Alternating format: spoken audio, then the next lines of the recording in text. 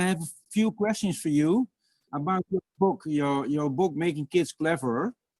I've read your book in 2019, and it's one of my favorite books because all of the knowledge and the insights you share with the reader. But it's also a book, yeah, but it's also a book that makes a specific connection between the work of the teacher and equity for all children, closing the advantage gap. My compliments. And I've heard today that the book is getting translated to Dutch. Maybe in January, we have the Dutch translation. So that's very, very good forecast. My first question for you, David, is some children enter school and they meet the knowledge they already know, prior knowledge in the long-term memory. Other children meet their gap in prior knowledge almost every day. What does this mean in a nutshell for the teacher and the curriculum? Well, for the teacher, it's I think what happens is that we see children that don't know things that other children know, and we tend to assume that the ones that know the stuff that we want them to know, we tend to assume that they're more intelligent.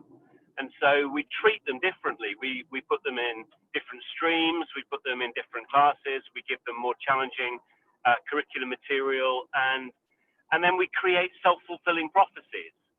And I think that if the curriculum, if the school assumes that the gaps between different children are not innate ability, but in fact different experiences, different, they haven't encountered the same kinds of rich knowledge that other children have, then I think that if we have that assumption, then we're more likely to treat all children, regardless of their backgrounds, as being capable of learning a more challenging curriculum.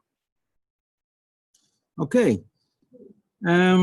that's clear. And we know that good instruction, the principles of Barak Rosenstein, is one of the most powerful interventions for good learning processes of children. Yeah. And in this course in the Netherlands, there's a sort of polarization between teacher-centered and strong education-guided positions and learner-centered self-discovery approaches. Yes. When we look at closing the advantage gap, what is your perspective on this those positions? Yeah. Okay, so what I think is that for children who are from advantaged backgrounds, for children who possess all of the rich prior knowledge that you'd need them to have, then they can thrive in situations where you do a learner-centered curriculum. But for more disadvantaged children, it's much more unlikely that they'll be able to get much out of that. So for me, this is the central social justice position, that if you care about improving the life chances of children from more disadvantaged backgrounds, you have to get over your ideological problems and teach in a way which is most likely to advantage them. Okay. Maybe, yeah, there's a last question that has to do with powerful knowledge. Yes. How can schools get the right knowledge in their curriculum and classrooms? Who decides what is right knowledge or cultural capital? Okay, so I think cultural capital, as it's is widely. I think it's it's a term which has lots of unhelpful connotations, and I think it's maybe more useful to talk about E.D. Hirsch's concept of cultural literacy, which is that certain types of cultural knowledge make it easier for you to access print culture, the written word, and that if you have access to that, then you're going to find it easier to fully participate.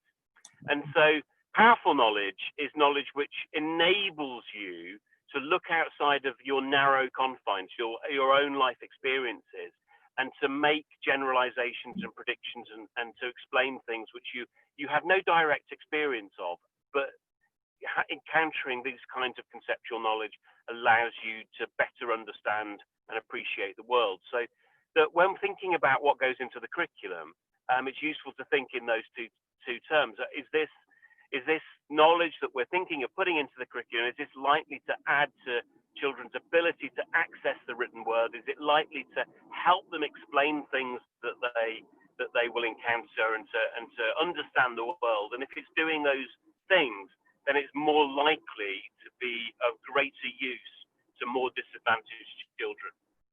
Okay. David, till so far, thank you very much for answering my questions. In the audience and here next door, there are some questions too. Yeah, David, I translated question from Lieke Wellens, is a colleague of mine in Graven. She asks in intelligence tests, we measure fluid intelligence, not crystallized intelligence. But the outcome of the test, we use it for educational processes. What's your opinion on this? So I think that intelligence is a part in how children learn, but what I'm saying is that there's nothing that teachers can do, so it's not something that's worth worrying about because it's beyond our control. That what we can control, what we can affect, is crystallized intelligence, and so that needs to be where we put our efforts. So I've been asked a question about why explicit instruction is the best use of the best pedagogical approach for the classroom, and I'm saying it's the best approach for students who are most disadvantaged, but that doesn't mean it isn't best for everybody. It's just that it benefits the most disadvantaged children disproportionately.